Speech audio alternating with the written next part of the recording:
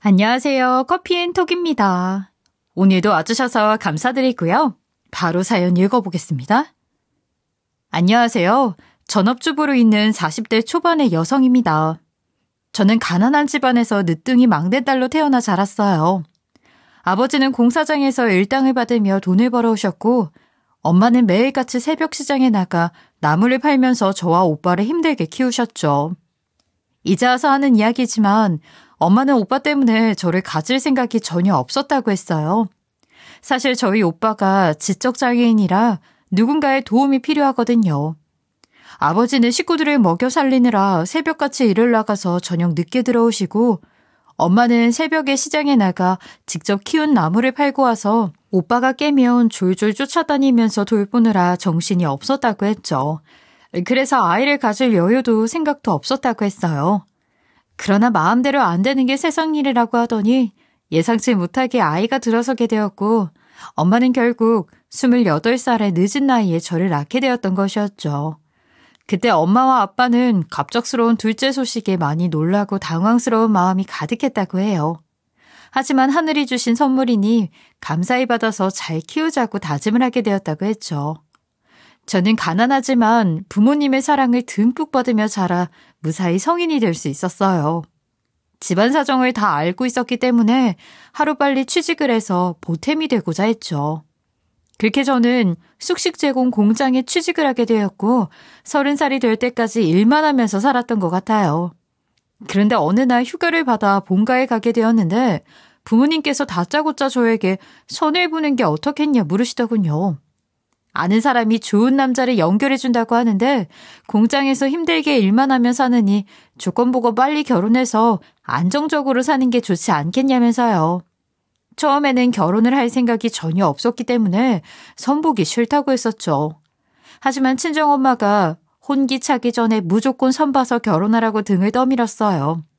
소개를 시켜주겠다는 사람이 선상대 남자가 경제력도 좋고 굉장히 착하다고 했다면서요.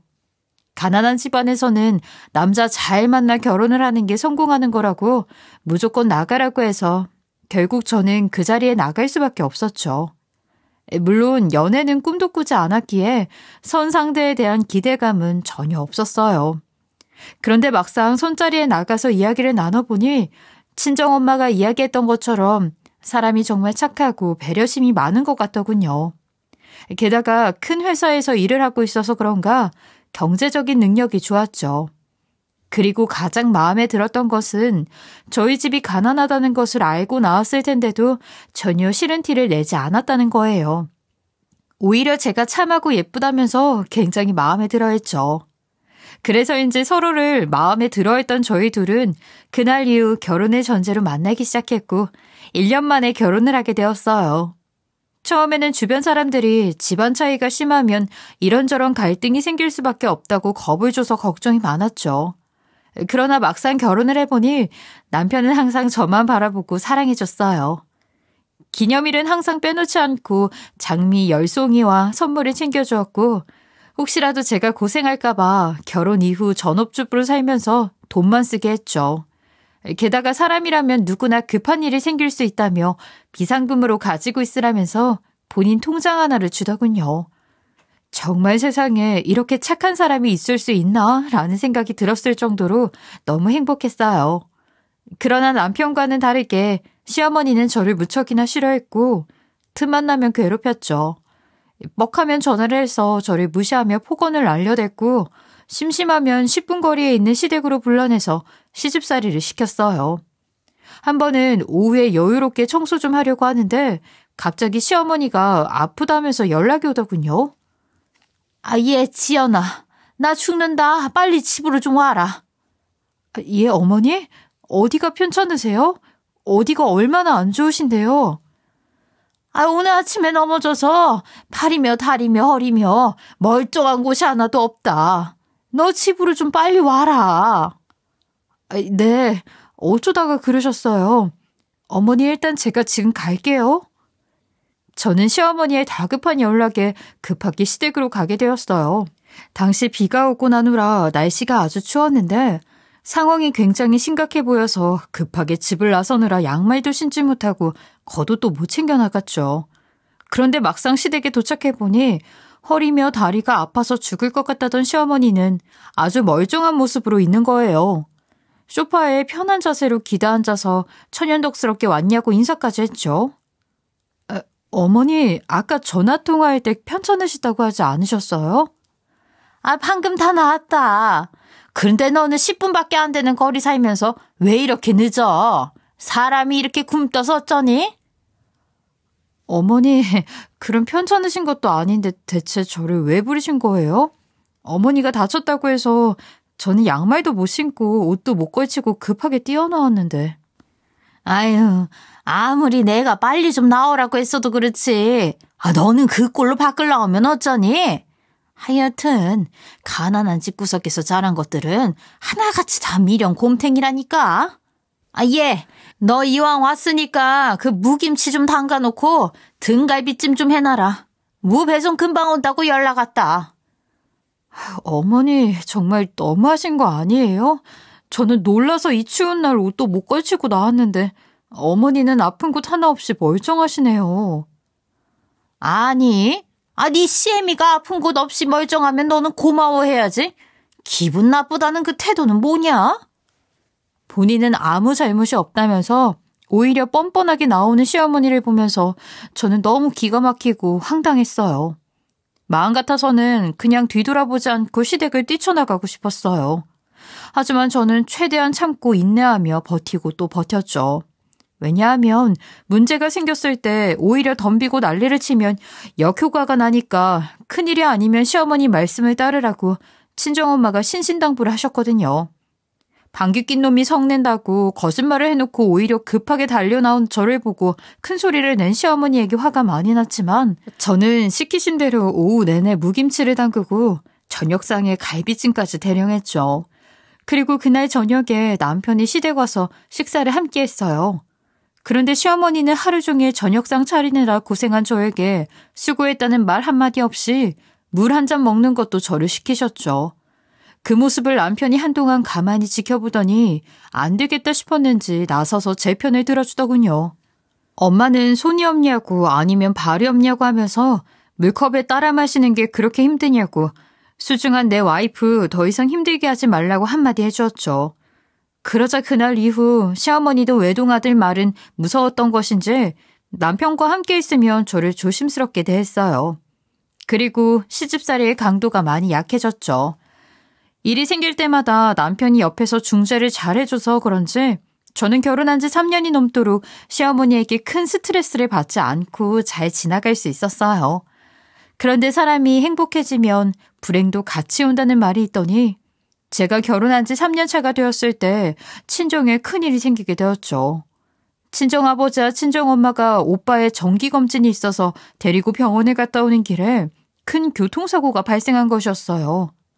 그때 아버지는 소유하고 있는 차가 없었으니 큰아버지의 트럭을 빌려서 병원에 가게 되었는데 차에 문제가 있었던 것인지 가드레일을 받고 전복이 되었다고 하더군요. 이 사고로 친정아버지는 돌아가시게 되었고 친정엄마는 다리와 허리에 큰 부상을 입어서 절대로 걷지 못하게 되었죠. 그래도 다행인지 불행인지 오빠는 팔만 부러지고 크게 다치지는 않았다고 했어요. 나쁜 일들이 한꺼번에 와서 어디부터 어떻게 해결을 해야 할지 막막했죠. 그래서 저는 한동안 친정 식구들 사고 이후에 매일같이 눈물을 흘렸던 것 같아요. 그래도 남편이 갑작스러운 일로 충격을 받은 저 대신 직접 친정아버지 장례도 준비하고 친정엄마와 오빠를 챙겨줘서 너무 고마웠죠. 게다가 아버지 장례 이후에 친정엄마는 오랫동안 입원을 했는데 퇴원을 할 때까지 오빠를 먼저 집으로 데려와 함께 지내자고 이야기를 해주더군요. 아무래도 오빠가 지적장애인이라서 챙겨야 할 것도 많고 같이 지내기 힘들 텐데 먼저 나서주어서 마음이 한결 놓일 수 있었어요. 친정엄마도 연신 고맙다고 하면서 눈물을 흘리더군요. 그런데 시어머니는 저희 집에 몸이 불편한 오빠가 들어와 지내고 친정아버지 장례에 친정엄마 병원비까지 챙기는 게 싫으셨나 봐요. 한동안 잠잠하던 시집살이도 다시 시작되었고 심지어 폭언까지 거리낌 없이 날려댔죠. 오빠가 집에 들어와 지낸 지 약 한 달 정도 되었을 때 시어머니가 아무 연락 없이 저희 집으로 찾아왔던 적이 있어요. 그런데 시어머니가 집에 들어오시자마자 저희 오빠를 보시더니 아주 난리를 치는 거예요. 대체 네 오빠는 집에 언제 간다니? 내가 니들 집에 올 때마다 짜증나 죽겠어. 이런 게 집에 있으면 나쁜 기운 들어온다고 내가 말했냐 안 했냐? 저희 친정엄마 태어나시면 오빠도 바로 갈 거예요. 너는 아무리 친오빠라고 해도 그렇지? 모자란 애를 집에 들이면 어떡해? 이런 애가 집에 있으면 내가 격 떨어진다고 수십 번 이야기하지 않았냐? 어머니, 다른 사람도 아니고 제 친오빠인데 조금만 봐주세요. 친정엄마 태어나면 바로 보낼게요. 아유, 내가 너 때문에 속 터진다 속 터져. 마음에 드는 구석이 하나도 없네. 근데 너는 집안 청소는 제대로 하는 거야? 뭐가 이렇게 지저분해? 어머니, 오늘 아침에 청소 다 했어요. 이게 청소한 거냐? 이게? 네 남편 안 그래도 기관자 안 좋은데 이 먼지 구덩이에서 어떻게 먹고 자라고? 안 되겠다. 너 오늘 대청소 좀 해라. 대청소를요? 지금요? 어머니, 지금 저녁할 때 다 됐어요. 오빠도 곧 들어올 텐데. 내가 하라면 하지 뭔 말이 많아. 저는 결국 시어머니의 성화에 저녁 준비할 시간에 대청소할 준비를 했어요. 그 와중에 오빠는 집안에서 자꾸 큰 소리가 나니까 무서운지 계속 제 뒤로 숨어버리고 시어머니는 그런 오빠를 보면서 자꾸 손가락질을 하셨죠. 저는 무서워서 벌벌 떠는 오빠도 달래줘야 하고 시어머니 말씀도 따라야 하는데 도와줄 사람이 없으니 이러지도 못하고 저러지도 못한 채 발만 동동 굴렸던 것 같아요. 그렇게 한참 대청소를 하며 시어머니와 오빠도 챙기면서 혼자 동분서주하고 있는데 다행히 남편이 일찍 퇴근을 했다며 집에 들어왔어요. 그런데 집안 분위기가 싸늘하고 시어머니가 팔짱 낀 채 서서 제가 청소하는 것을 감시하고 있으니까 대충 눈치를 챘는지 급하게 다가 제 편을 들면서 막아주기 시작했어요. 하지만 이날만큼은 시어머니도 굳게 마음을 먹었는지 제 편을 드는 남편을 무시하고 끝까지 대청소를 시키려고 하셨죠. 그랬더니 남편은 시어머니 눈치를 살피다가 차라리 본인이 하겠다면서 제 손에 들고 있는 걸레를 빼앗아 갔어요. 그리고는 집안 여기저기 걸레로 닦기 시작했죠. 그러자 시어머니는 한숨을 크게 쉬면서 아들놈 잘못 키웠다면서 본인은 팔불출로 키우지 않았는데 왜 이러냐고 하시더군요. 그러다가 결국 안 되겠다 싶으셨는지 남편 손에 있는 걸레를 빼앗아 들고 그만하라고 하시고는 저에게 이번 주 내로 확인하러 올 테니 대청소 꼭 하라고 하셨어요. 결국 그날 일도 남편이 도와준 덕분에 무사히 마무리될 수 있었어요. 매번 시어머니가 트집을 잡고 시집살이를 시킬 때마다 항상 남편이 나서서 막아주고 도와주니까 저는 너무 고맙고 미안하더군요.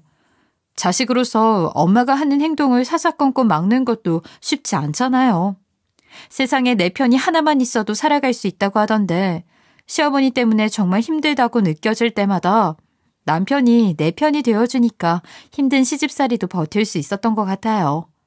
게다가 아무리 경제적으로 여유가 있다고 하더라도 제 친정 식구들까지 챙기는 것은 쉽지 않을 텐데 저희 남편은 친정엄마를 병원비부터 생활비까지 매달 빼놓지 않고 챙기더라고요. 그 모습을 보면서 저는 전생에 무슨 좋은 일을 했길래 이렇게 착한 남자가 나에게 왔을까 했었어요.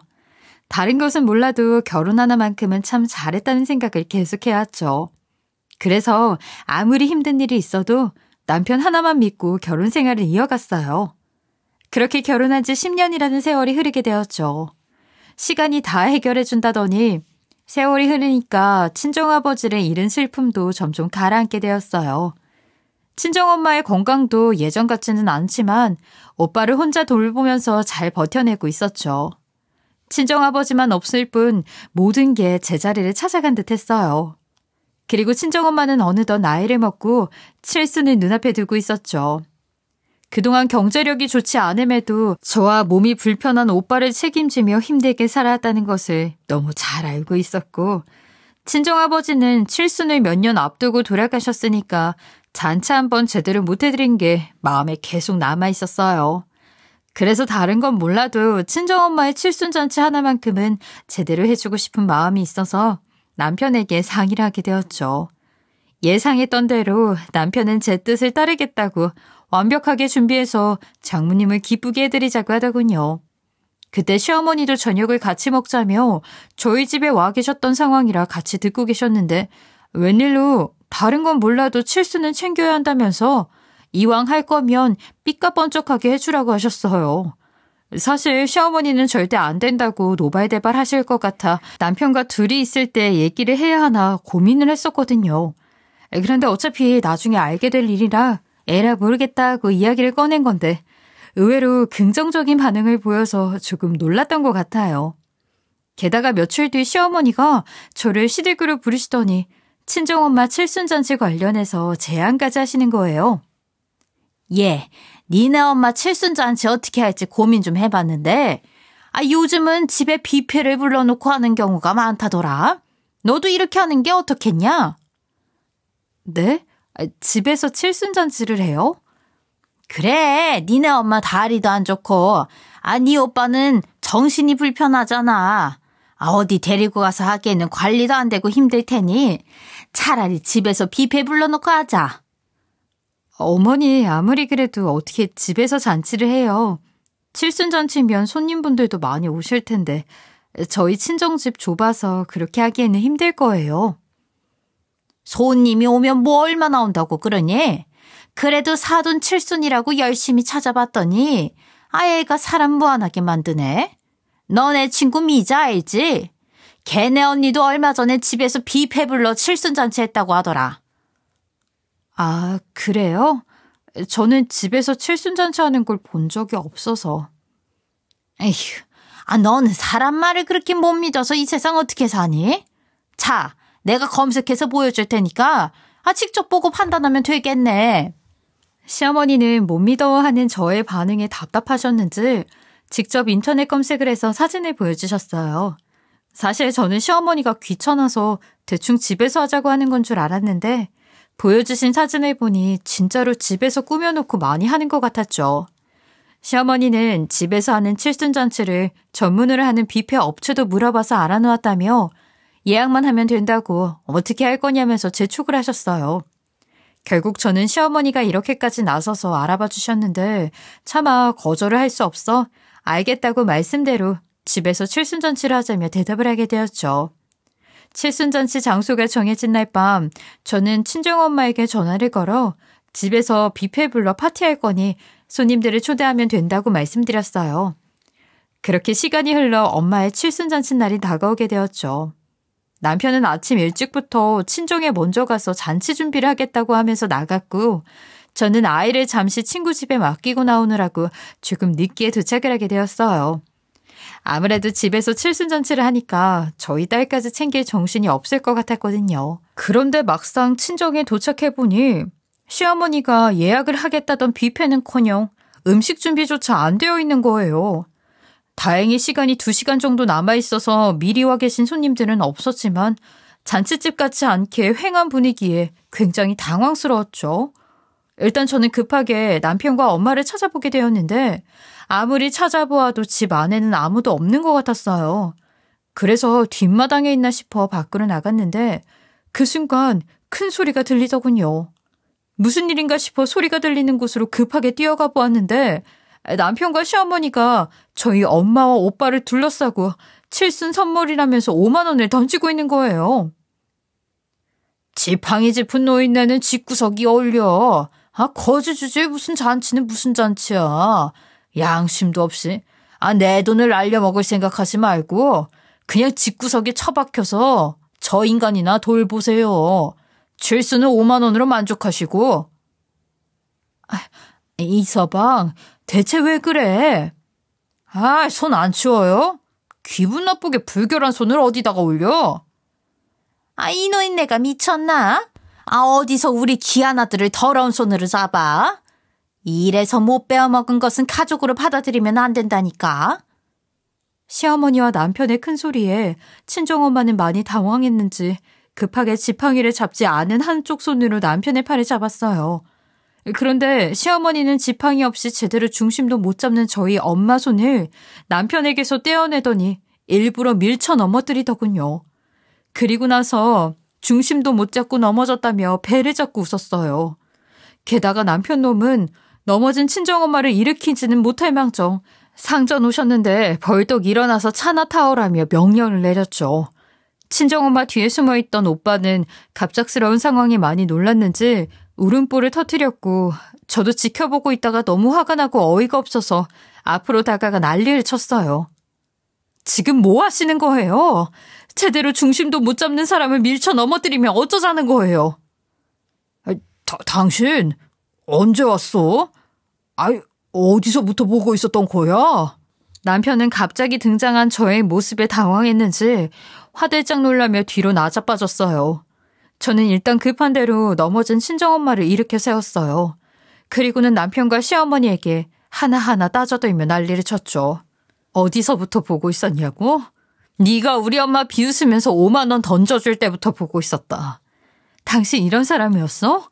그동안 내가 사람을 한참 잘못 봤네. 어떻게 장모님을 이런 식으로 대할 수 있어? 내가 뭘 어쨌다고 그래. 내가 니네 엄마 병원비며 생활비까지 다 챙겨주는데 이 정도도 못해? 막말로 니네 엄마랑 오빠 내 도움 없이는 목숨 유지하지 못했어. 장모님, 제 말이 틀려요? 응, 맞아. 엄마, 뭐가 맞아? 아니, 아무리 당신이 병원비랑 생활비 좀 챙겨줬다지만 우리 엄마를 이런 식으로 대해도 돼? 어떻게 장모를 대상으로 갑질할 수가 있어? 그리고 엄마는 왜 사위랑 사돈이 하는 갑질을 다 당하고 있어? 뭘 그렇게 잘못했다고? 그게 내가 이서방한테 병원비랑 생활비 지원을 받고 있으니까 돈 때문에 하는 수 없이 복종을 하면서 살았어. 미안하다 지연아. 봐봐, 장모님도 돈 때문에 복종했다고 인정하잖아. 내가 네 가족 생각해서 착한 마음씨로 챙겨줬더니 은인한테 이렇게 난리를 쳐도 되냐? 너는 오히려 내 앞에 고개 숙이면서 고맙다고 해야 돼. 그래, 너 이러는 거 아니다. 우리 아들이 뼈 빠지게 고생해서 니네 오빠랑 니네 엄마 먹여 살리는데 고맙다고 하지는 못할 망정 이러는 게 말이 되냐? 너는 지금 화낼 게 아니라 우리 앞에 진수성찬 차려놓고 고맙다고 절을 해야 돼. 뭐라고요? 결혼을 했으면 장모랑 형님도 가족인데 챙기는 건 당연한 거죠. 저도 결혼한 후에 10년 동안 어머니 지극정성으로 챙겨드렸잖아요. 저의 말에 남편은 본색을 완전히 드러냈어요. 화를 주체하지 못하고 뒷마당 수도가에 있는 바가지를 발로 깨부수면서 아주 난리를 치더군요. 시어머니도 이왕 이렇게 다 들켰는데 더 숨길 게 뭐가 있냐면서 저희 엄마한테 그동안 있었던 일 다 밝히라며 되려 큰 소리를 쳤어요. 그러면서 안 그래도 열받아 있는 저에게 남편이 본인 하와이 여행을 보내주기로 했다면서 자랑질을 하는 거예요. 여태 우리 엄마는 종 취급하고 본인 엄마는 하와이 여행을 보내주기로 했다니 저는 이성을 잃고 시어머니와 남편에게 난리를 쳤죠.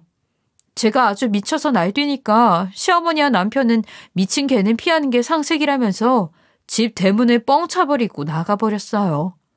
결국 그날 기다리던 칠순잔치는 못하게 되었고 친정엄마는 주저앉아 엉엉 우는 저를 껴안고 본인이 가난해서 이런 취급을 받기에 미안하다며 같이 눈물을 흘리셨어요. 그날 저희 집은 눈물바다가 따로 없었어요. 그렇게 한참을 울다가 진정이 된 후 엄마에게 자세히 이야기를 듣게 되었죠. 남편과 시어머니의 막무가내 행동은 사고 후에 아버지가 돌아가신 후부터 시작되었다고 했어요. 시어머니와 남편은 일주일에 2-3번씩 친정엄마를 종처럼 부려먹었다고 했죠. 제가 없을 때 시댁으로 불러내서 밥을 차리라고 하거나 대청소를 시키는 등 아주 가정부 부리듯이 했다고 하더군요. 게다가 시어머니는 새벽에 갑자기 먹고 싶은 음식이 생기면 친정엄마에게 전화를 해서 사오라고 명령을 내렸다 해요. 만약 못 가겠다고 하면 곧바로 남편에게 전화가 와서 생활비와 병원비 문제로 협박을 들어야 했다고 했죠. 저는 모든 이야기를 듣고 난 후 남편과 시어머니의 충격적인 본 모습에 소름이 끼쳐 아무것도 할 수가 없었어요. 그런데도 남편 놈은 미안하다는 말 한마디 없이 더욱더 뻔뻔하게 나오더군요. 그날 저녁 집에 들어가 멍하니 소파에 앉아 있었는데 남편은 시댁에 가서 편하게 밥 먹고 술까지 한 잔 걸친 후 들어왔어요. 그리고 저에게 다가와 비아냥거리며 헛소리를 하는 거예요. 사람이 어쩜 저렇게 뻔뻔할 수가 있는 건지 황당하고 어이가 없었죠. 네 엄마 5만 원으로 맛있는 거 사주고 왔냐? 그 돈이면 짜장면에 탕수육까지 아주 배부르게 먹었겠네. 뭐라고? 그깟 5만 원 던져주고 비아냥거리지 마. 당신 우리 엄마 칠순잔치는 해줄 생각도 없었지? 그래, 내가 네 엄마 칠순은 왜 챙기냐? 어차피 너네 집 가난해서 칠순잔치 해도 거지들밖에 안 올 텐데 그냥 너는 내가 네 엄마 5만 원 던져준 것도 감지덕지해. 나는 그 돈 거지 집안한테 기부한 셈 치면 되니까. 내가 어이가 없어서 말이 밖으로 안 나오네. 칠순인 우리 엄마는 5만 원 던져주고 어머니는 한 달간 하와이 여행을 보내드리기로 했다고? 게다가 우리 엄마를 종 취급하면서 부려먹어? 엄마한테 얘기 들어보니까 아주 가관이 아니었더라. 당신 진짜 제정신 아니야. 내 엄마 내가 번 돈으로 여행 보내드리겠다는데 네가 뭔 상관이야? 막말로 지팡이 짚은 노인네가 우리 엄마처럼 하와이 보내면 즐길 수나 있냐? 분명히 돈만 버리고 올 텐데 그럴 바에는 그냥 집구석에 처박혀서 네 오빠나 돌보라고 그래. 정말 기가 막혀서 헛웃음만 나오더군요. 결국 시어머니는 예정대로 다음날 약 한 달간의 하와이 여행을 떠났고 남편은 하루가 지날수록 점점 더 뻔뻔하게 행동을 했죠. 연락도 없이 외박을 하는 것은 물론이고 가끔씩 집에 들어오면 본색을 드러내면서 엄마처럼 저를 부려먹으려고 했어요. 물론 저는 그런 남편을 거들떠보지도 않았죠. 그렇게 몇 주가 지나도록 저희 둘은 싸늘한 분위기 속에서 불편하게 지냈던 것 같아요. 그런데 어느 날 오랜만에 남편과 함께 집에 있었는데 갑자기 영사관이라고 하면서 전화가 한 통 온 적이 있었어요.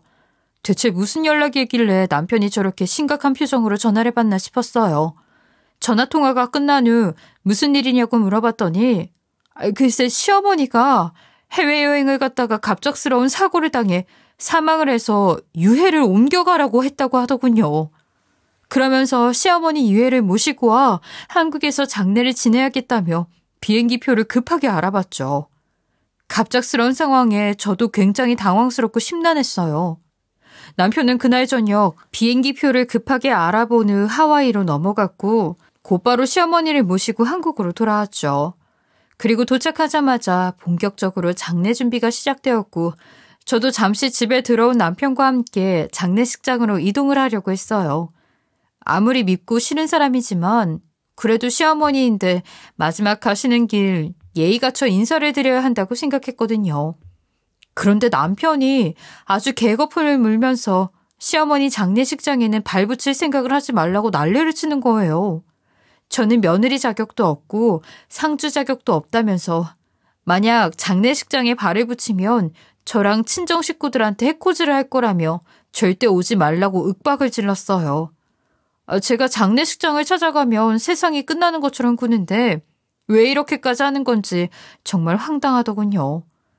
결국 남편의 말대로 저는 장례식장에 따라 나설 수 없었고 딸을 돌보며 집에만 있어야 했어요.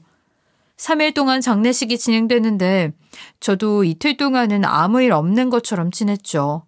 하지만 장례식 마지막 날이 다가왔고 그래도 돌아가신 분이 시어머니인데 장례식장 찾아가 인사 한번 안 드리는 것은 말이 안 된다는 생각이 들었어요. 물론 저도 남편이 개거품을 물고 난리를 치는데 뭐하러 미련하게 찾아가냐라는 생각도 했었는데 아무리 생각해도 3일 내내 얼굴 한번 안 비추면 안 될 것 같았죠. 분명히 친척분들도 계실 텐데 며느리가 장례식에 한 번도 찾아오지 않으면 예의가 없다면서 욕을 하실 것 같았어요. 그래서 저는 한참을 고민하다가 인사만 드리고 와야겠다 싶어서 딸아이를 잠시 친정엄마에게 맡겨놓고 장례식장에 찾아가기로 했죠. 알고 보니 친정엄마도 남편에게 전화가 와서 받았더니 단체로 부고 문자가 가기는 할 텐데 장례식장에는 절대 찾아오지 말라고 만약 본인의 말을 무시하고 오면 저를 해코지 하겠다고 하면서 신신당부했다고 하더군요. 엄마 말을 듣고 정말 기가 막혔죠. 저한테는 엄마와 오빠를 해코지 한다고 하고 엄마한테는 저를 해코지 하겠다고 하다니 왜 그렇게까지 하는 건지 참 대단하다 싶었어요. 남편이 그렇게까지 이야기를 하니까 친정엄마는 정말로 저를 해코지 할까봐 무서워서 못 갔다고 했죠. 하지만 저는 그래도 며느리인데 가서 인사를 드리는 게 예의라고 하면서 마지막 날인데 얼굴이라도 비추고 오라고 하셨어요. 엄마한테까지 그런 소리를 했다니 정말 기분이 나빴지만 그래도 저는 발인이 진행되기 전에 인사를 드려야겠다 싶어 장례식장으로 찾아가게 되었죠. 그런데 장례식장에 도착해보니 남편 옆에 웬 모르는 여자가 상복을 입고 상주로 서 있는 거예요. 처음에는 사촌 아니면 가족 중에 한 명이구나 싶었어요. 사실 남편과 결혼 준비를 할 때 외국에 이민을 가서 살고 있는 사촌 동생이 있다면서 아마도 일이 너무 바쁜 탓에 결혼식에는 오지 못할 것 같다고 들은 적이 있었거든요. 그분이 결혼식에 오지 못해 저는 남편과 결혼생을 하면서 한 번도 얼굴을 본 적이 없었어요. 그런데 결혼식과 장례식은 다르니까 처음에는 아무리 멀리 살고 있어도 마지막인데 인사를 드리기 위해 건너왔구나 싶었죠. 그리고 시어머니가 이민 간 남편 사촌동생을 워낙 애틋해하고 아꼈다는 이야기를 들은 적이 있어서 상주 노릇을 같이 하고 있구나 하는 생각을 했어요. 그래서 저는 일단 들어가 친척분들께 얼굴 도장을 먼저 찍어야겠다 생각하고 식사하는 곳에 먼저 들어가게 되었죠. 그런데 이상하게 친척분들은 한 분도 안 계시더라고요. 원래 발인 전이면 모두 와 계셔야 하는 거 아닌가? 라는 생각이 들어 이상하다 싶었지만 나중에 시간 맞춰 오시려나 보다 하는 생각을 하고 말았죠. 그래서 일단 저는 남편이 있는 곳으로 들어가 시어머니께 인사를 드려야겠다 싶었어요. 그래서 발걸음을 돌려 이동을 하려고 하는데 그 순간 뒤에서 이상한 말이 들려왔죠. 쎄한 느낌이 들어서 뒤를 돌아보니 시어머니 친구로 보이는 두 분이 대화를 나누고 계셨어요. 아이고, 영숙이 며느리 오늘 보니까 싹싹하고 예쁜 것 같더라. 그러게, 뭐 맨날 마음에 안 든다고 하더니 오늘 보니까 참하고 싹싹하니 예쁜데? 아이, 그러니까 영숙이 아들이랑 나란히 서 있으니 잘 어울리고 보기 좋은데. 아이고, 영숙이는 애들 속상하게 왜 벌써 가고 그러냐? 처음에는 내가 뭘 잘못 듣고 있는 건가? 라는 생각을 했었어요. 그런데 이야기를 들으면 들을수록 내용이 이상하더군요. 그래서 저는 한번 확인은 해봐야겠다 싶어 실례인 것은 알지만 이야기를 나누고 계신 두 분 앞에 가서 물어보게 되었어요. 저기 말씀 나누시는 중에 실례인 것은 알지만 방금 저 안에 서 있는 여자가 며느리라고 하신 거죠?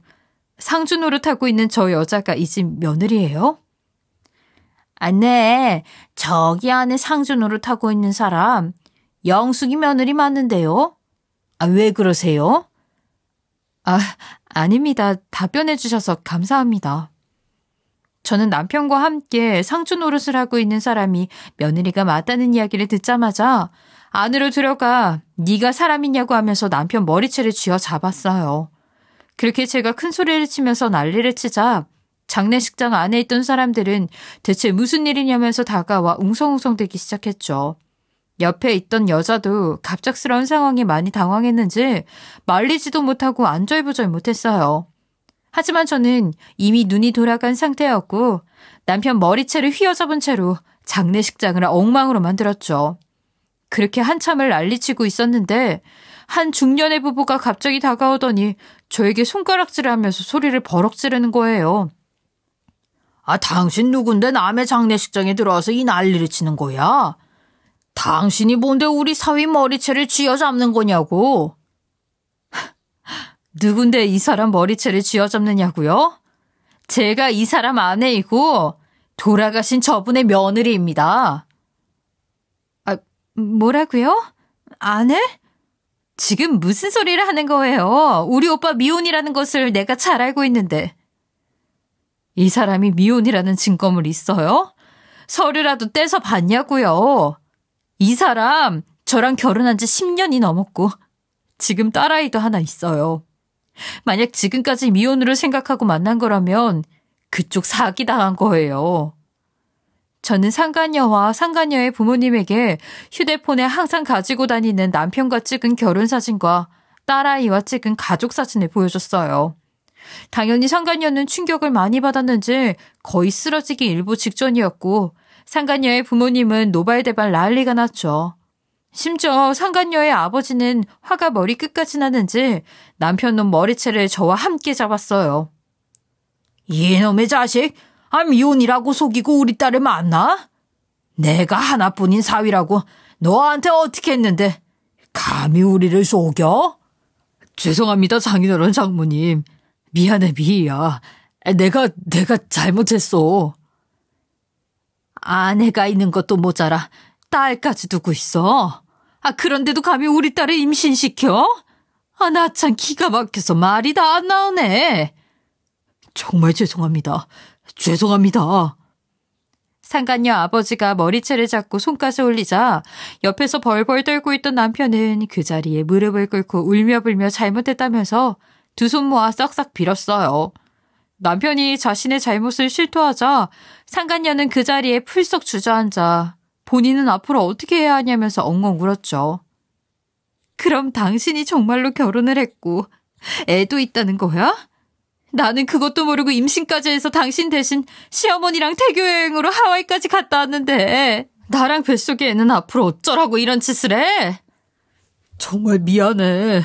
나 한 번만 용서해 주라. 저는 상간녀가 태교 여행 겸 해서 시어머니와 하와이 여행을 갔다 왔다는 이야기를 듣고 더 큰 충격을 받을 수밖에 없었어요.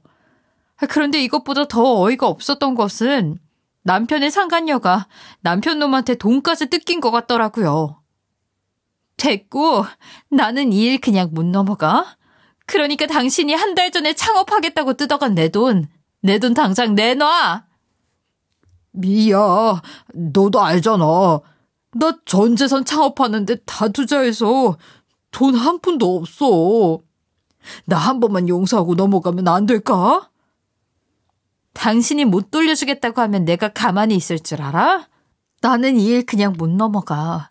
당신 사기 결혼으로 고소할 거야. 상간녀가 돈까지 뜯겼다는 이야기를 듣고 정말 기가 막혔죠. 저는 모든 이야기를 듣고 나서 장례식장을 나왔고 곧바로 이혼소송을 진행하기 위해 변호사 사무실을 찾아갔어요.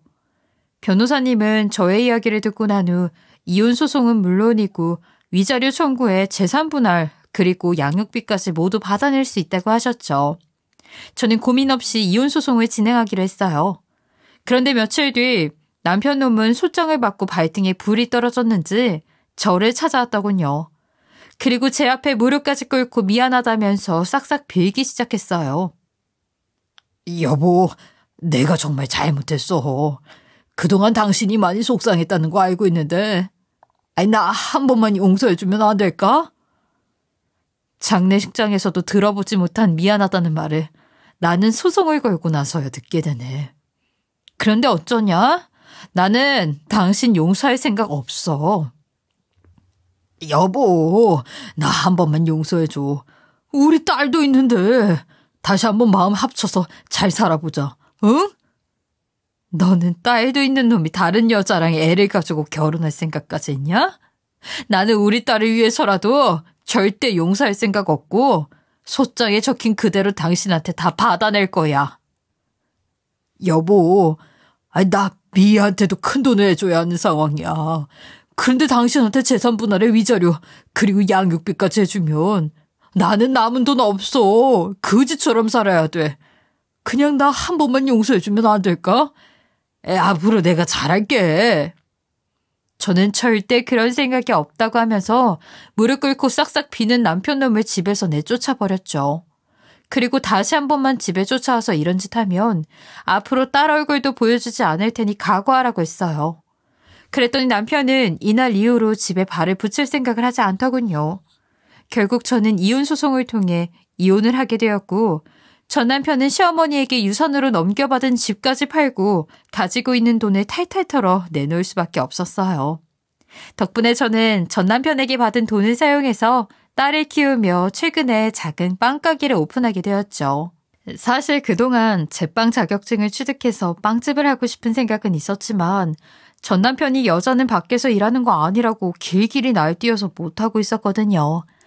하지만 이제는 뭐라고 할 사람도 없고 저희 딸을 잘 키워내려면 저도 돈을 벌어야 하니까 이혼 후 바로 베이킹 자격증을 취득해서 빵집을 열게 되었던 것이었죠. 혹시나 경험이 없어 망하지 않을까 걱정이 이만저만 아니었는데 다행히 위치도 좋고 베이킹 선생님을 잘 만나 자격증 취득도 하고 많은 도움을 받고 있어서 그런지 조금씩 단골 손님이 늘어나고 있어요. 반대로 우연히 만난 전 남편의 친구 와이프를 통해 이야기를 들어보니 전 남편은 상간녀랑도 완전히 끝내고 지금은 폐인처럼 살고 있다고 하더군요. 일이 이렇게 된 건 모두 자업자 덕이죠 뭐. 본인이 평소 양심적으로 올바르게 가족들을 아끼고 살았다면 이런 일도 생기지 않았을 텐데 나쁜 짓만 골라서 하니 일이 이렇게 된 게 아니겠어요? 전 남편이 제발 이번 기회에 지난날 본인의 행동을 반성하고 개가천선을 했으면 좋겠네요. 저도 이번 사연을 끝으로 전 남편과 전 시어머니는 모두 잊고 제 딸의 미래만 생각하며 열심히 빵집을 운영해 보려고요. 시간이 지나면 악몽 같은 이 일도 웃고 넘길 수 있는 날이 오겠죠. 긴 사연 들어주신 애청자님들도 저와 제 딸의 미래를 격려해 주시고 응원해 주세요. 감사합니다. 지금까지 커피앤톡이었습니다. 오늘도 끝까지 함께해 주셔서 감사하고요. 다음 영상으로 또 찾아뵙겠습니다.